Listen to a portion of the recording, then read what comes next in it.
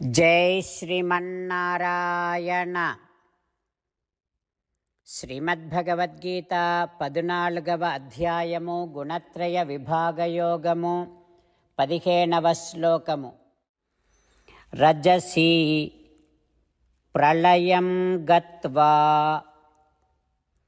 కర్మసంగిషు జాయతే తథా ప్రళీనస్తమసి మూఢయోనిషు జాయతే. ఓం. గీతాచార్యుడు శ్రీకృష్ణ పరమాత్మ అర్జునుడితో పాటు మనందరికీ గుణత్రయ విభాగ యోగాన్ని ఉపదేశం చేస్తూ ఉన్నాడు. పరమాత్మ ఈ రకంగా అంటూ ఉన్నాడు, అర్జున, రజోగుణము వృద్ధిగా ఉన్నప్పుడు, రజోగుణము ప్రధానముగా ఉన్నప్పుడు మరణించినటువంటి వారు కర్మలను చేసేటటువంటి వారి కుటుంబాలలో జన్మిస్తారు. ఎట్లాంటి కర్మలు?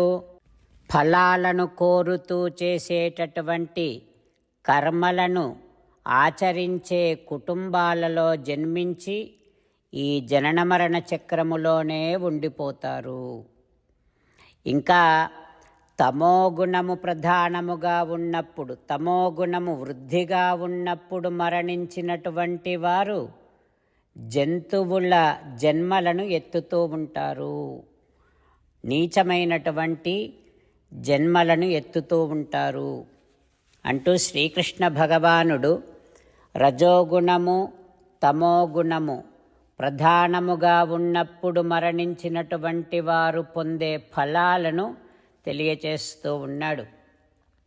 ఆ పరమాత్మ ఉపదేశాన్ని మనసారా భావన చేస్తూ మనలో సాత్వికమైనటువంటి గుణాన్ని పెంచుకునే ప్రయత్నము చేస్తూ శ్రీమన్నారాయణుడిని పొందటమే జీవిత లక్ష్యముగా పెట్టుకొని శ్రీమన్నారాయణుడిని మాత్రమే శరణు వేడుకుంటూ పరమాత్మ పలికిన పలుకులను అదే విధంగా పలికే ప్రయత్నం చేద్దాం.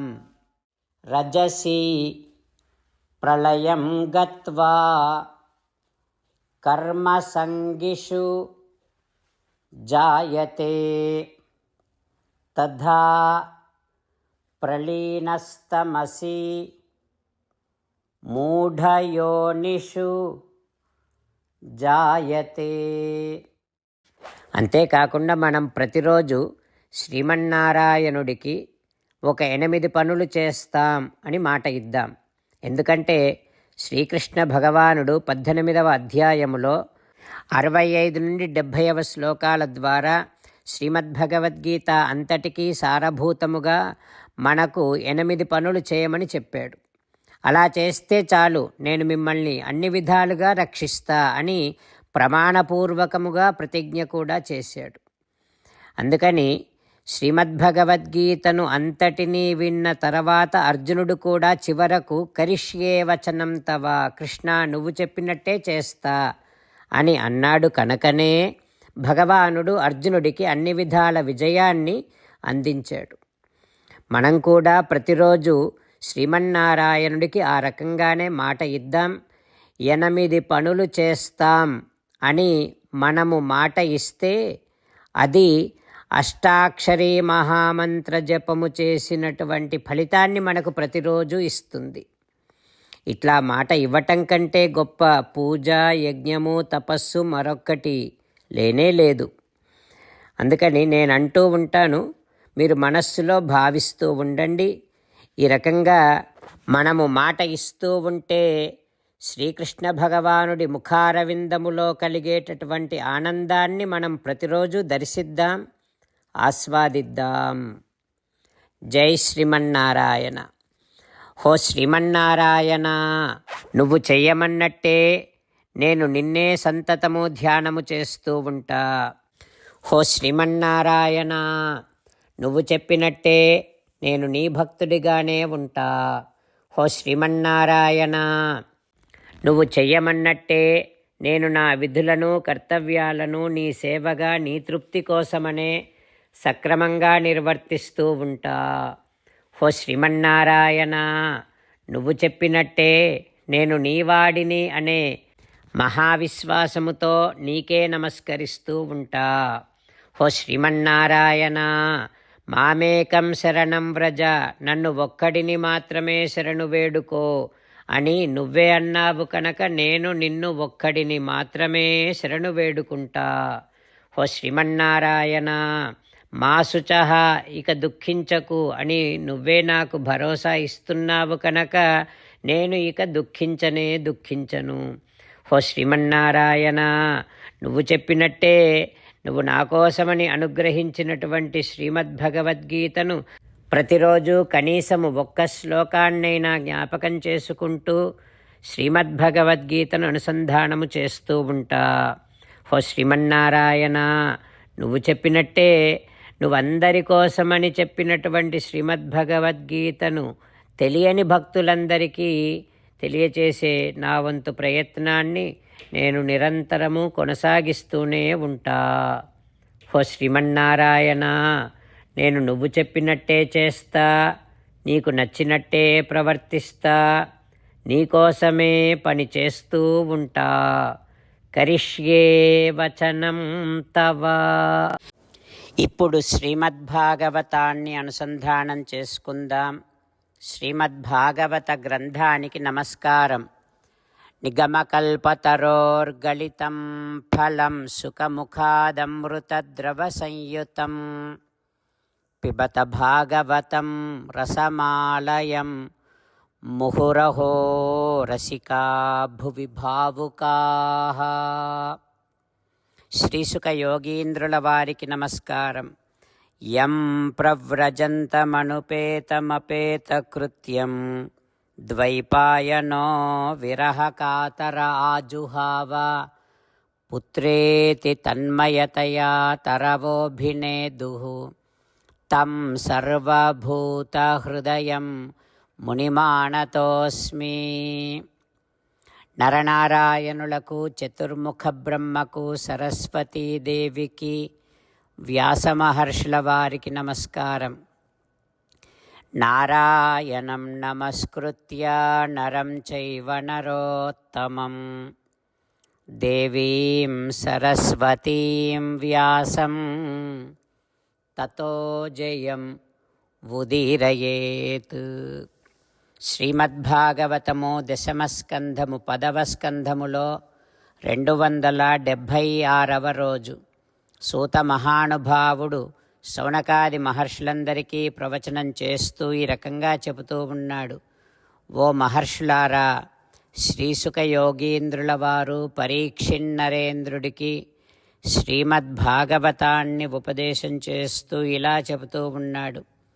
ఓ పరీక్షిన్నరేంద్ర, విషపూరితమైనటువంటి జలాన్ని త్రాగి నిర్జీవముగా పడి ఉన్నటువంటి గోపాలురందరినీ గోవిందుడు శ్రీకృష్ణ భగవానుడు తన అనుగ్రహ వీక్షణములతో మళ్ళీ జీవింపచేశాడు.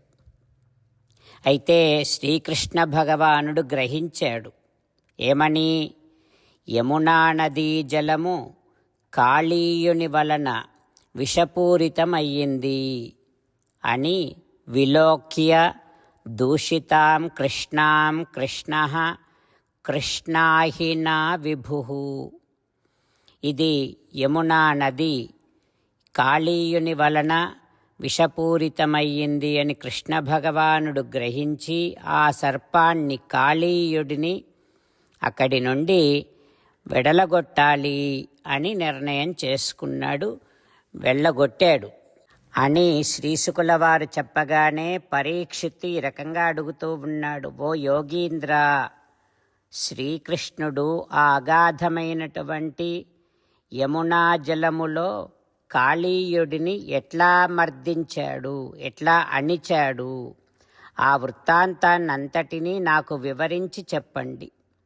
ఓ సుఖబ్రహ్మ, గోపాల ఉదారచరితం కహ తృప్యేత అమృతం జుషన్ తుర్రులగాచిన నందుని కుర్రని చరితామృతంబు గొనకొని చెవులన్ జుర్రంగ తనివి కల్గునే వెర్రులకైనను దలంప విప్రవరేణ్యా. ఓ శ్రీసుఖయోగీంద్ర, గోవులను కాచేటటువంటి నందకుమారుడైన శ్రీకృష్ణ భగవానుని యొక్క కథలు అమృతం లాంటివి. శ్రీకృష్ణ లీలలు సుధారసము లాంటివి. అట్లాంటి సుధారసాన్ని చెవులతో తనివి తీరా జుర్రుకుంటూ ఆస్వాదిస్తూ ఉంటే అట్లాంటి వారికి ఏనాటికైనా తృప్తి అనేది కలుగుతుందా? కలగనే కలగదు. శ్రీకృష్ణ లీలామృతాన్ని చెవులారా ఆస్వాదిస్తూ ఉండేటటువంటి వారిలో ఎవరైనా ఒక వెర్రివాడు ఉన్నా ఆ వెర్రివాడు కూడా ఇక విన్నది చాలులే అని అనుకుంటాడా?